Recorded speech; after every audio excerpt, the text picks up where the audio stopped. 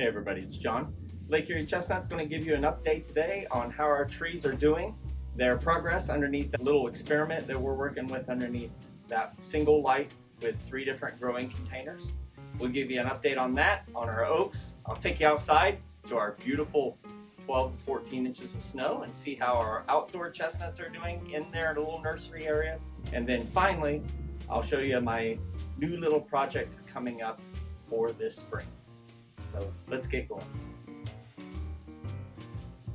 Put this awesome door up.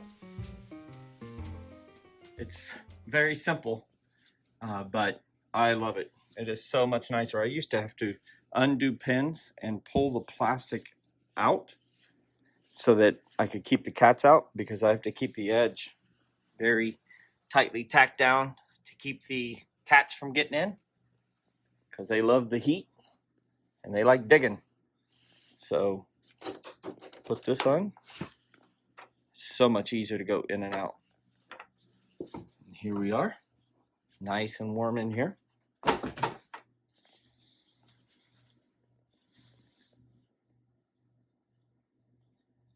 think we're on about day 20 of growth. We're looking at the 3 different versions, same soil, but using the SC7 Cone-Tainer, using the 3-inch by 8-inch TreePot, and then using the D40L Deepot, and using the same light, which is the Hydroplanet, using fluorescent lights. And we'll look at them over real carefully. Now this one has better leafing out overall. That is the D40L than these other 2. But I would say the other 2 are doing well as well.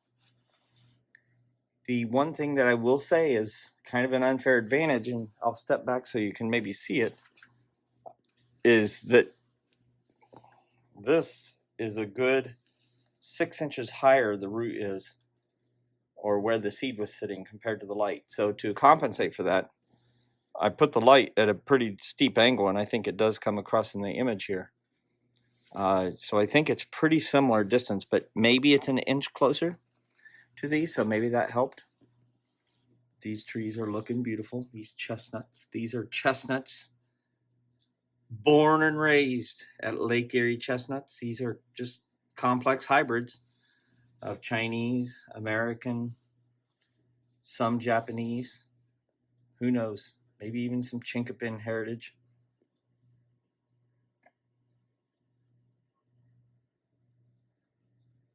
Looking good. So far on the Deepots, they're doing very well. I would say all of them are doing well. On the TreePots, I have a couple that look like they're going to have damping off problems. If you can see that, that's what damping off looks like. And I have even more of that on the Cone-Tainer. Not sure why that is, but if you look right here, try to get to focus on my hand here. That guy with the little leaves not opening, just sending up. You can see that? That's what damping off starts looking like. It'll start sending up other sprouts. See that little sprout right there? That's the issue with damping off. But I've talked about this before. My best technique of fixing damping off is I just stop watering that particular one. So I have to pull those out before I water the rest. See this guy? It's going to have to send up another sprout, and you can see the soil is wet there.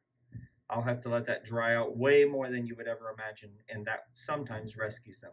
Sometimes nothing saves them. But looking pretty good. Got some others that I planted up recently, just starting to send up their roots, or their first sprout. Well, let's look at some oaks. Well, we got some oaks here, planted the same day as the chestnuts. They're coming up really nice. They look a little different because they got this blurple light that seems to get some level of love and some level of hate.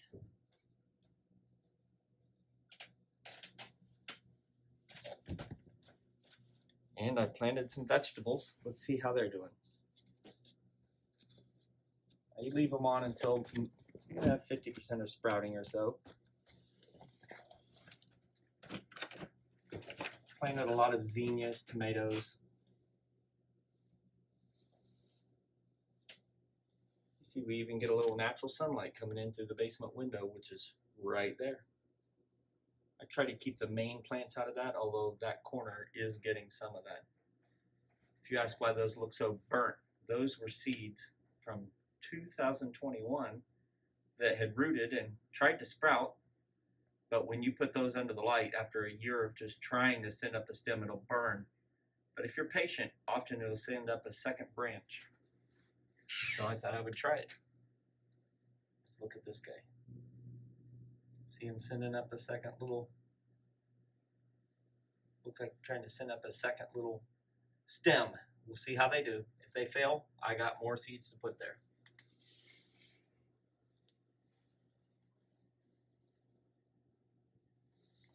And finally, I believe we have our first persimmon coming up. These are the persimmons that were given to me as a gift. You can see the very first one. There's a little mold on this top. The seeds will do fine. There's the very first persimmon sprouting. One of the things I find with persimmon, I'm sure if I left them alone, they would figure out a way, but some just never seem to get that seed off their head. So when I see them start to sprout, I often dig them up because I want to put them in a final spot. You see how that seed hasn't let the leaves open?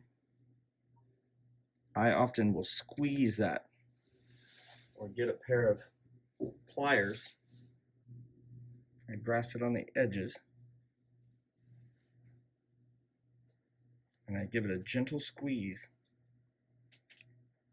and pop that leaf out. Do you see that? And then I'm going to pot this up separately.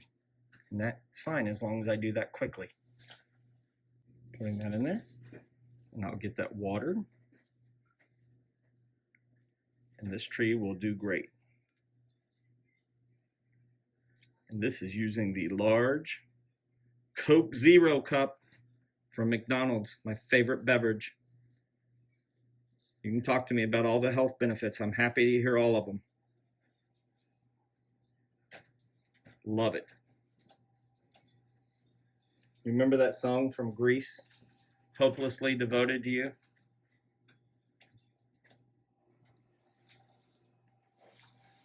My song is Coke Zero, hopelessly addicted to you. Hopelessly addicted to you. I'm hopelessly addicted. Love it. My album's coming out next week. I'll set this aside. And this little persimmon, despite my singing, going to be happy. Happy, happy, happy.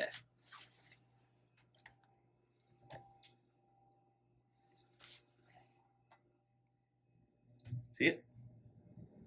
There it is. I'll turn it so you can see it. And we'll wait for some more to sprout. If that's the seed I popped her out of, I'll put it right there beside it.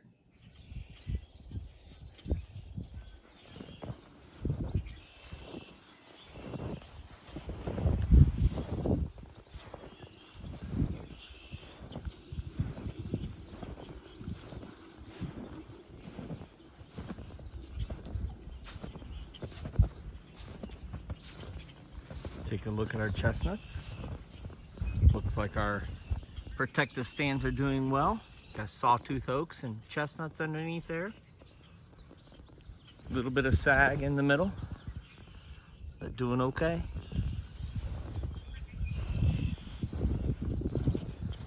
Got about a foot of snow coming up to the top of my lacrosse boots. Maybe a foot and a half. Get the English white oaks in there, along with some chestnuts.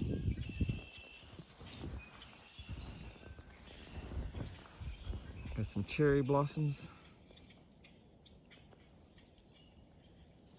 coming along. Here's our 2-year-old chestnuts that will be going into the orchard.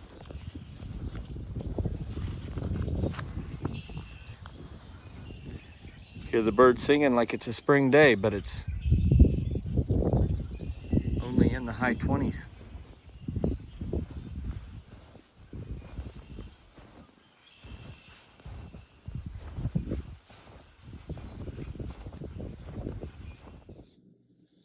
Well,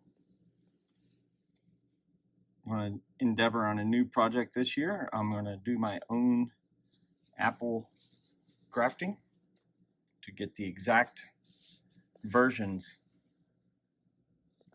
of apples I want. From Scion wood that I also bought. This is from Fedco. And you can follow me here over the next few weeks as I let them wake up a little bit in a little bit of a grower's mix and sphagnum peat moss. And as they wake up a little bit and get the cambium going, I will start grafting them, and then I'll let the graft take, and then I'll put them into a nursery setting, let that graft get good and strong, and plant them out this summer or fall. So that's my fun project that I'm going to be working on that's new to me. Well, hopefully you got all your money ready to buy those albums I'm going to be selling, and you'll be able to say that you purchased one of the very first ones of that beautiful rendition of Hopelessly Addicted to Coke Zero. And if you have any tips for me on growing or grafting those apple trees, I'd love to hear it. We'll talk more in the next week or two as I get ready to go grafting about the exact varieties I chose and why. So thanks for following me here, Lake Erie Chestnuts. Remember, if you're not growing, you're dying.